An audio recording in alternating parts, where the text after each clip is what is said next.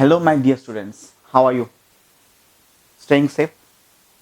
Today, the topic is laws of chemical combinations. The most important awaited topics. Many of you have messaged me, asked me, called me, sir, when are you going to discuss about the topic laws of chemical combinations? So today is the day when I am going to discuss about the laws of chemical combinations. Okay, beta. The most important aspect of studying chemistry is to study about the chemical reactions. All these chemical reactions are carried out which are being guided by certain laws, and those laws are called laws of chemical combinations. So today's discussion chapter is laws of chemical combinations. There are basically 5 laws. We'll study it one by one. First law. First law is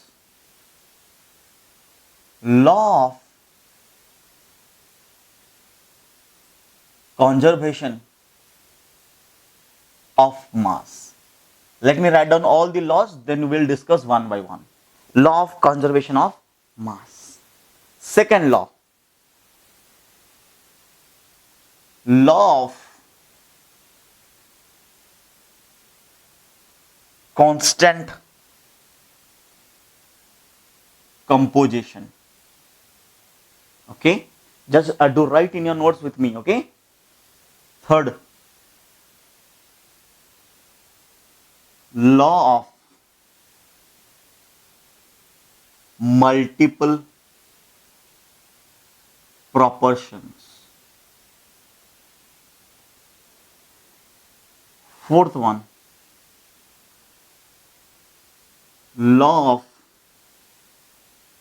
of reciprocal proportion. And the fifth one, normally in some of the faculties do not teach this fifth one, laws of combining volume or law of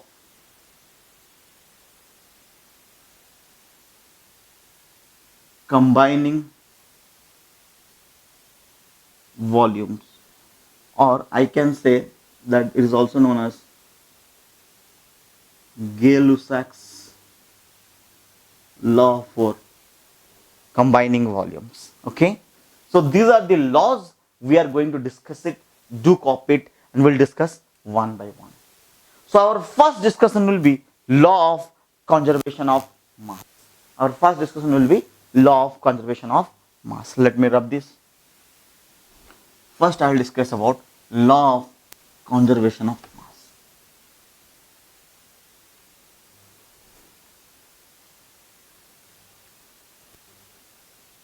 Law of conservation of mass was given by Lavoisier in 1789. Not necessary, just a information, not necessary.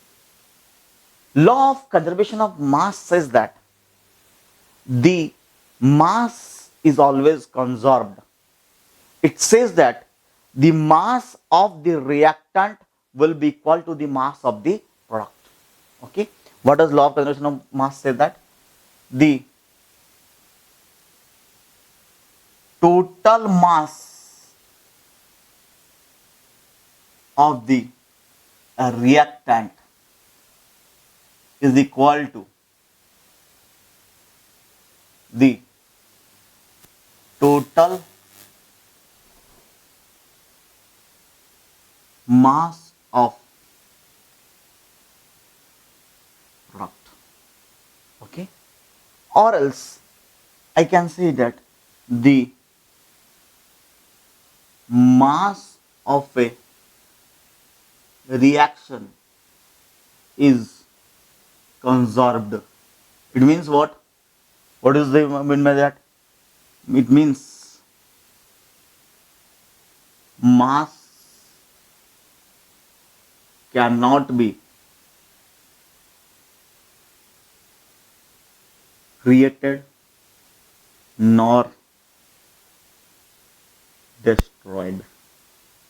Okay, did you copy it down? Sure, copy it quickly. Mass cannot be created nor be destroyed. Okay, or I can say one more definition, that in a physical or chemical change, the total mass of a reactant is equal to total mass of product. You understand? It means the total mass of the reactant will be equal to the total mass of product. Done. Now our next discussion is how. Let us go for an example. How? Can I rub this? Did you copy it? Now the question comes how.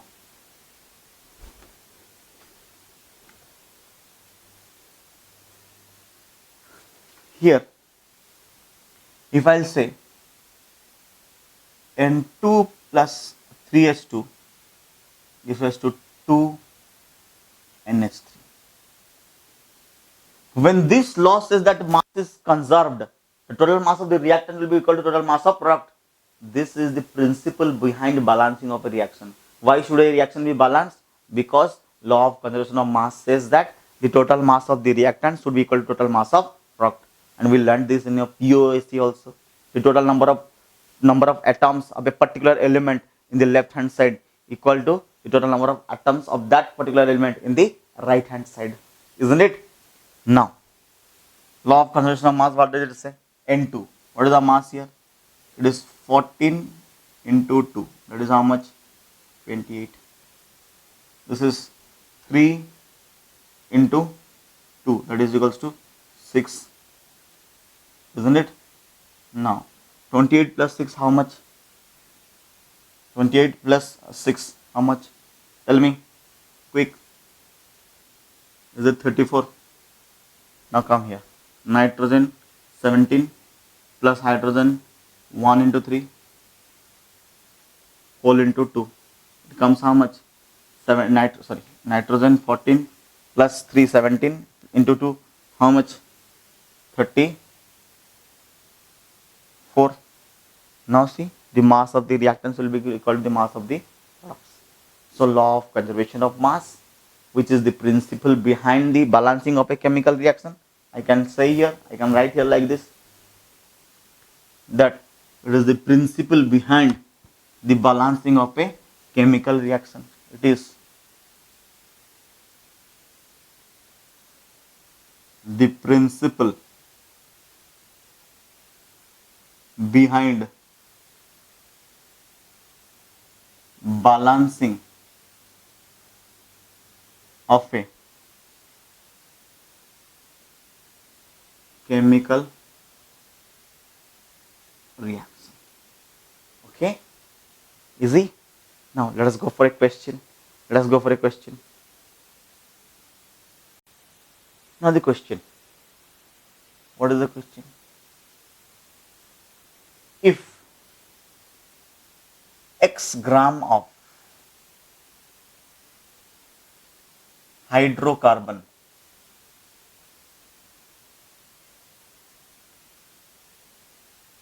reacts with oxygen to give Y gram of carbon dioxide and Z gram of water, then find the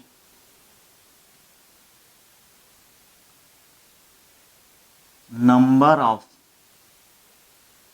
moles of oxygen required. Did you write the question? Did you understand the question? Or else pause the video and try to understand. If X gram of hydrocarbon reacts with oxygen to give Y gram of carbon dioxide, X gram reacts with oxygen to give Y gram carbon dioxide and Z gram water. Then find the number of moles of oxygen required. Here, my dear students, as we know that we are discussing law of conservation of mass, we can use that formula to calculate it. How can I use that formula to calculate it? Look here. How can I use the law? Now, hydrocarbon CXHY plus oxygen O2 this raised to CO2 plus H2O forms what? CO2 plus H2O. Now, we don't need any balancing because already they have given us that X gram of hydrocarbon. How many grams of oxygen is required to produce Y gram of carbon dioxide and Z gram of water? Is this the total number of the reactants and this is the total number of products? Now, according to law of conservation of mass, let this be, if I write mass of oxygen required. Okay? Now, tell me, if X plus mass of oxygen will be equal to Y plus Z, from where I got this? Total mass of the reactant is equal to total mass of product. This is according to what? Law of conservation of mass, isn't it? Now, mass of oxygen is equals to Y plus Z minus X, isn't it? But the question is to find the number of moles. How to find the number of moles of oxygen? Number of moles of oxygen is equals to mass is what? Y plus Z minus X by molar mass, isn't it? So this is the answer. Got it? Any cross questions? Write in the comment. Okay, now look here. Can I rub the board? Can I? Now, what is the limitations of this law? Where does this law fail? Actually, the law didn't fail, but it didn't work out. What happens? Limitations.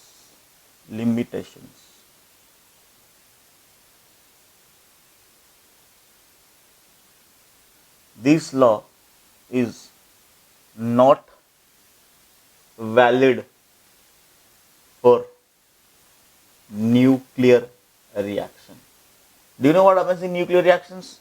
The nucleus get involved in the reactions and there is a change in mass. Why? Because in nuclear reaction, mass is converted to energy. You will study about fission fusion reactions in the later stages. Just to inform you that in nuclear reactions there is a loss of mass or a gain of mass, anything that is there is a different change in mass. The mass of the reactants may not be equal to the mass of the products in case of nuclear reactions where nucleus get involved. So in that cases, law of conservation of mass is not applicable. But for simple chemical reactions, we can apply law of conservation of mass. So the next discussion is law of constant composition. So note it down. The next discussion is law of constant composition. Now the next law is law of constant composition or definite proportion. What is that? Let me tell you. The second law. It is law of constant composition or definite proportion.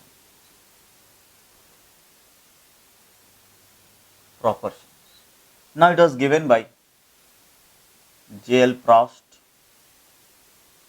in the year 1799. Not required, just informative. Okay. What does it say? It says that the elements present in a compound will have the same mass ratio irrespective of the source of the compound. Again,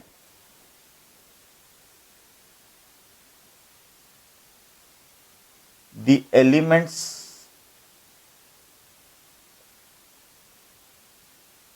present in a compound will have same mass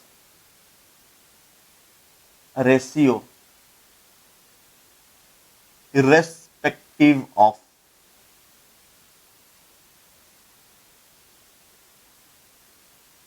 source of compound, irrespective of source of compound. It may be any source from where we find the compound, but the elements will have the same mass ratio, or the ratio, the mass by ratio will be same throughout. Or I can say that a chemical compound will always found to be made of same elements combined together in same fixed proportion by mass. Or I can say that a chemical compound is found to have same elements, is found to have same elements with same mass ratio. A chemical compound is always found to have same elements with same mass. Example. Okay, let's go for an example. Let me copy this and I'll go for an example. Do copy this or else pause and copy it down. Let me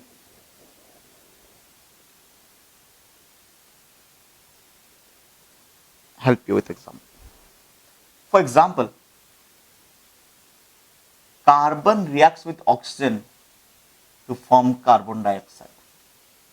Okay, carbon reacts with oxygen to form what? Carbon dioxide. Now here, look here. Here carbon, how many mole? 1 mole. Oxygen, how many mole? 1 mole. Let me directly tell you the mass. Here how much carbon? 12 gram. Here how much oxygen? 32 grams. What is the ratio? 12 is to 32. Isn't it? Now if I hit calcium carbonate, what will I get here? CaCO3 is heated. I'll get calcium oxide plus carbon dioxide. Now in this case also, by experiment it was found that 12 grams of carbon reacts with 32 grams of oxygen. What is the ratio? 12 is to 32. That means wherever you will find carbon dioxide, you will always have a ratio of 12 is to 32. Matlab, the mass of the carbon to the mass of oxygen will always equal to 12 is to 32. Then it says that the mass of the carbon to the mass of the oxygen, wherever you find 12 is to 32, it is what? Carbon dioxide. Or else, for example, we will take one more thing. For example, we have water and we have hydrogen peroxide. Here water, what is the mass ratio of hydrogen is to oxygen? Hydrogen is to oxygen ratio. This is 2, this is 16. So ratio is 2 is to 16 or 1 is to 8 is the ratio of hydrogen is to oxygen. And here ratio is 2 and here 32. Or the ratio is 2 is to 32 or hydrogen is to oxygen ratio is 2 is to 32 or I can say 1 is to 16. Look here carefully. Here, whenever you find hydrogen and to oxygen mass ratio 1 is to 8, and it is water. It is not hydrogen peroxide. Wherever you find water, the hydrogen to oxygen ratio will be equal to 1:8 by mass. Wherever you'll find hydrogen peroxide, the hydrogen to oxygen mass ratio will be 1:16. If you find somewhere hydrogen is to oxygen mass ratio 1:16, then it is perfectly what? Hydrogen peroxide. It is not water. For water, it must be 1:8. Did I make this concept clear? Now the limitations of this law. What are the limitations? Can I rub this? Limitations of this law.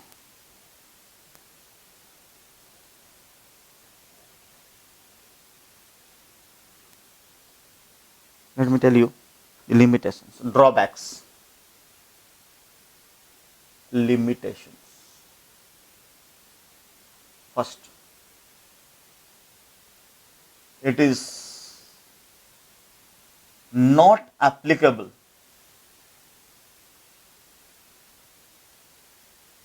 when isotopes are involved. It means what? Isotopes, remember isotopes, same atomic number but different mass number. We know that carbon has two isotopes, carbon 6 12, carbon 6 14. This is most stable one, this is a radioactive one, isn't it? Now, if I make carbon dioxide from this, CO2, and carbon dioxide from this, CO2. Now tell me, in this CO2 and this CO2, what is the difference? Here, the mass ratio is 12:32, but here the mass ratio is 14:32. Now the mass ratio, they both are carbon dioxide, but the mass ratio differs. In this case, law of constant composition or definite proportions failed. Did I make you this concept clear? Yes or no? Now, second limitation. What is the second limitation? Second limitation, I'll introduce you with a word called isomers. Just I'll tell you what is isomers. It failed with isomers. What is isomer? First you learn. Isomers are compounds having same molecular formula but different. They have same molecular formula but different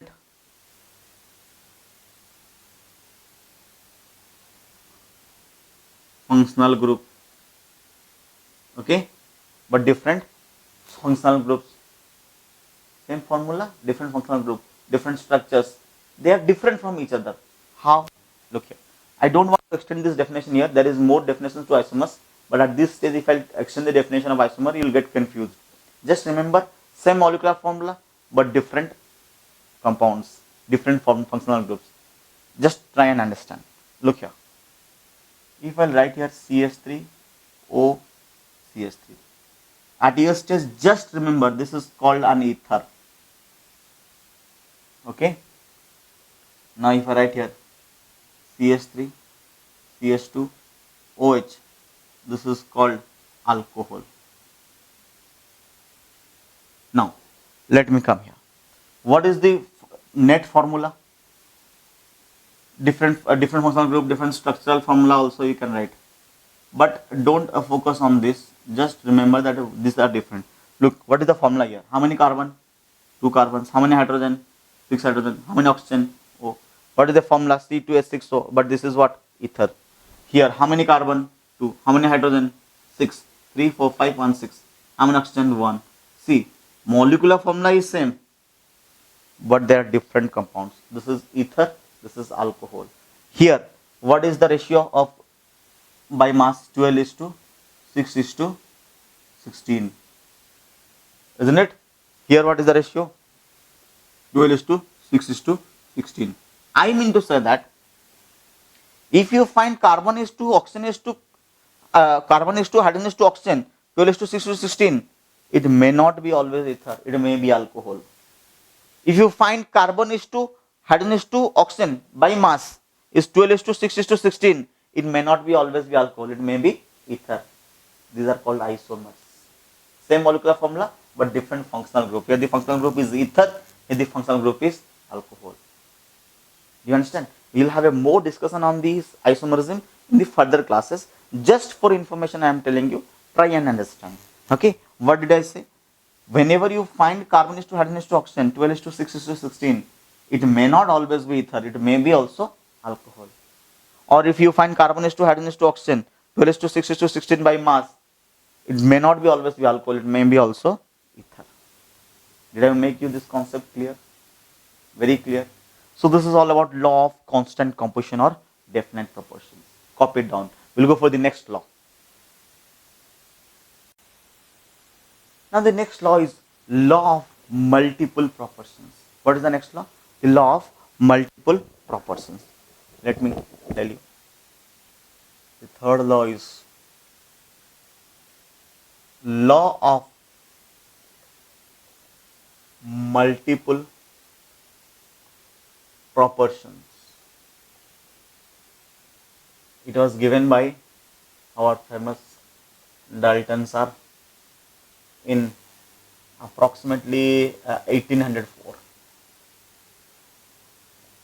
Okay, so this is not necessary, just for information I am telling you. He was given in 1804. What does law of multiple proportions say? Stay connected and listen. It says that whenever two or more elements combine to form more than one type of products, or I can say when two or more elements combine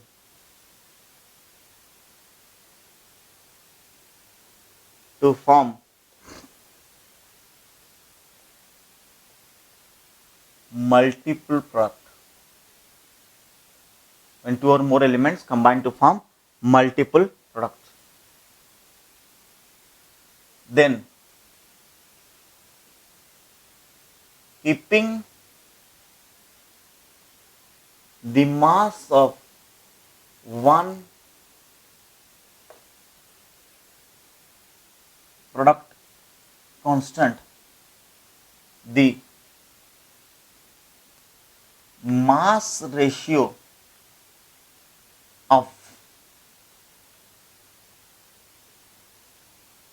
keeping the mass of one element constant, beta, sorry, one element constant, the mass ratio of other elements are simple ratios, or I can say they are integers or whole numbers. Big one, getting confused? Stay connected, don't go away. First you will understand, then you will copy this definition. Look, if I will say carbon and oxygen, okay, they combine to form what? Carbon dioxide and carbon monoxide. Okay. Now, what is the mass ratio here for carbon? Carbon is to oxygen mass ratio is 12 is to 32. Okay. Now here, what is the mass ratio here? Carbon is to oxygen is to 12 is to 16. If I keep this carbon mass constant 12, 12, what is the ratio between this oxygen and this oxygen? The ratio between this oxygen and this oxygen is 32 is to 16 or 2 is to 1. Isn't it simple whole number? I can say this as a mass ratio, mole ratio or atom ratio also. I can say this as mass ratio or atom ratio or mole ratio. Remember one thing. Why so many things? See, same. Carbon monoxide, carbon dioxide, isn't it? Now, what is the number of moles of carbon involved here? 1 mole, 1 mole. Oxygen, 1 mole. Carbon, 1 mole, carbon, 1 mole. Oxygen, 1 mole, 2 mole. What is the mole ratio? 1 is to 2. Isn't it? What is the atom ratio? 1 is to 2. What is the mass ratio? 1 is to 2. Do you understand now?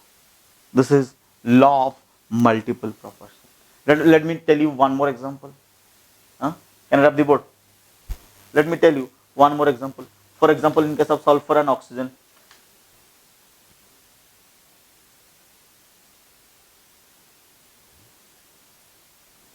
let me tell you one more example. Sulfur and oxygen, they combine to form what? Sulfur dioxide and sulfur trioxide. Here, sulfur is to oxygen ratio how much? 32 is to 32. 1 is to 1. Here, sulfur is to oxygen. 32 is to 48, isn't it? Or it is 8, or I can say it as. Do you understand this concept, na? I can say that 32, or I'll leave it. Let me keep it in 32. If I keep this fix, isn't it? Sulfur mass fix. So what is the mass of oxygen, beta? Mass of oxygen 32 is to 48, isn't it? 2 is to 3. Easy? Clear? Doubt? No? Sure? Can I go for the next law? Tell me. Now, the fourth law and the most confusing law. Please stay connected. Trust me, after this discussion, you will never get confused. What is that? The fourth law is law of a reciprocal proportions. Law of a reciprocal proportion, or it was given by Richter in 1744 perhaps. Please check this. Okay, not necessary. Still, no. It is 17. Not 44. It's 92. Not necessary. Just in history. Okay. Now, what does the law of reciprocal proportion say? Please stay connected. Huh? If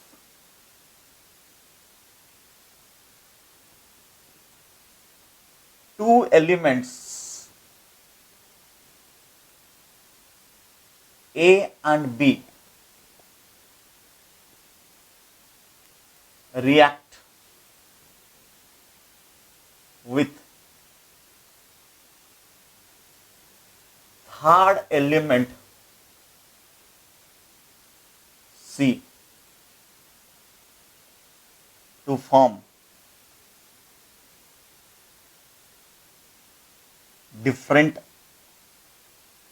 compounds, then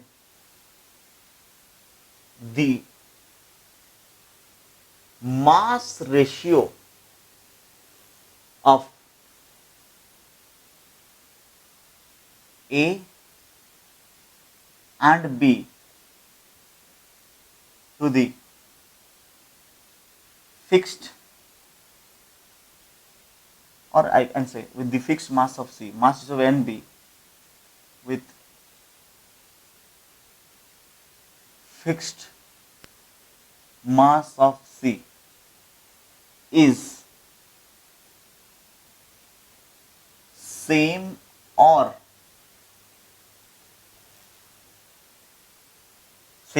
integer multiple with mass ratio of A and B when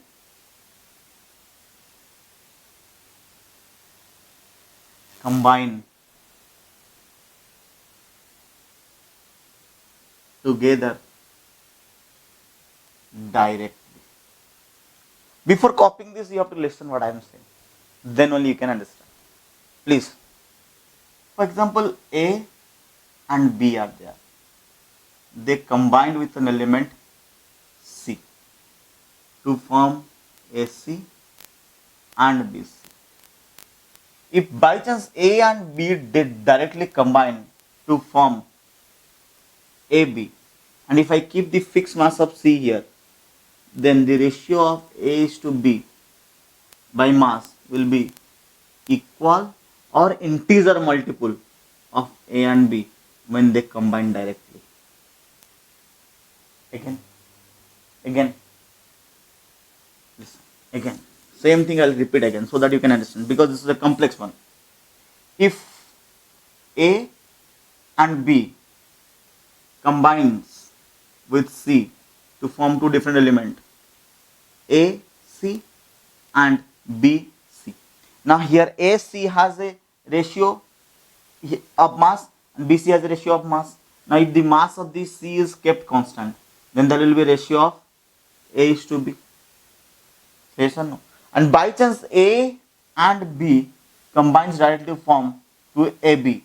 Here the mass ratio and here the mass ratio will be same or multiple, or the integer or a integer multiple will be same or will be an integer multiple. Now copy the definition. Copy the definition quick.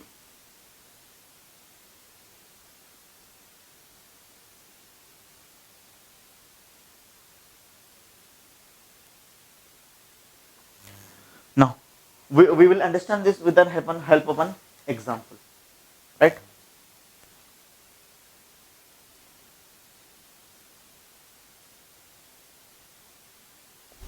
With live example, we'll understand.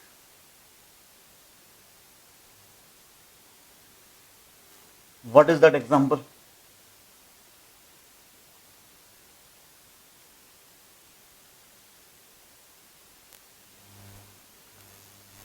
What is that example? Look here.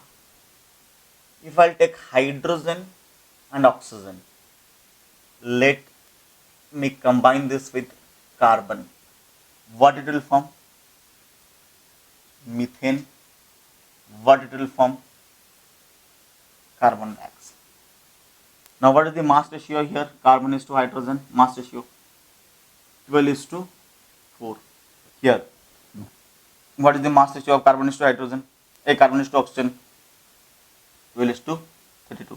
Now for the fixed mass of carbon, what is the mass here? What is the ratio of hydrogen is to oxygen here? Tell me. 4 is to 32 or 1 is to 8. Isn't it? Hydrogen is to oxygen, fixed mass of carbon 12 12, fixed mass of carbon 12 12, 4 is to 32 or 1 is to 8. Now let us skip this. Now hydrogen combines with oxygen to form water. Balance it, okay, if you feel like balancing. 2H2, 2H2, balanced. Now look here, water, direct combination. What is the ratio of hydrogen to oxygen? Hydrogen to oxygen ratio. Is it 2 is to 16 or is it 1 is to 8? This is 1 is to 8. This is also 1 is to 8. So yes or no? What did I say? Whenever two elements combine with the third element to give two different compounds, and the mass of those compounds to the fixed mass of the third compound is C. The mass of the compound hydrogen and oxygen to the fixed mass of the third compound is how much? 1 is to 8. Is same or multiple or integer multiple of the mass when these two compounds are combined directly. Easy? When these two compounds are combined directly. Please check it out. Clear? It's a little bit complex. If you listen my videos carefully and clearly, again and again you can see. Hydrogen combines with oxygen to form water. Here what is the ratio of hydrogen is to oxygen? 1 is to 8. Keep it. Now hydrogen and oxygen can combine with the element carbon to form methane, to form carbon dioxide. Now here carbon is to hydrogen ratio is what? 12 is to 4. Here carbon is to oxygen ratio is what? 12 is to 32. Now keep the mass ratio of the carbon fixed. And what is the ratio between hydrogen and oxygen? 4 is to 32. Hydrogen and oxygen is 4 is to 32 or 1 is to 8. Now this 1 is to 8 is equals to this 1 is to 8. It may be same or it may be a multiple integer or integer multiple. Okay. Did I make you this concept clearly understood? Sure. And the last one, which I have already discussed in my previous videos, just I will tell you now, that is Gay-Lussac's law of combining volumes. So stay connected. Can I rub it? The next is Gay-Lussac's law of combining volume.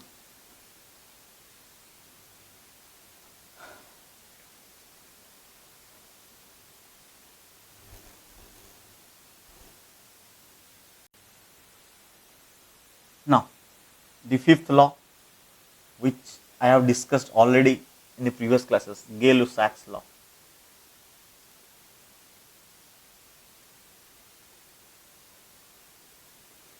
See, what is Gay-Lussac's law? Gay-Lussac himself, or I can say Gay-Lussac's law of gaseous volumes. You can write this, of gaseous volumes. Okay? In 1808, he said that whenever gases combine,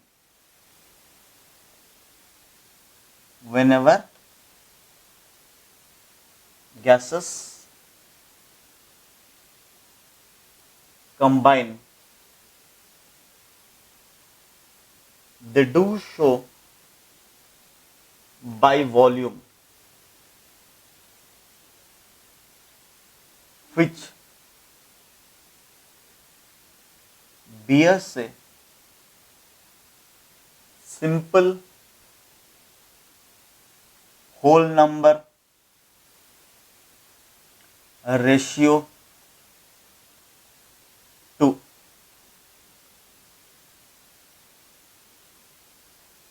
each other and also to the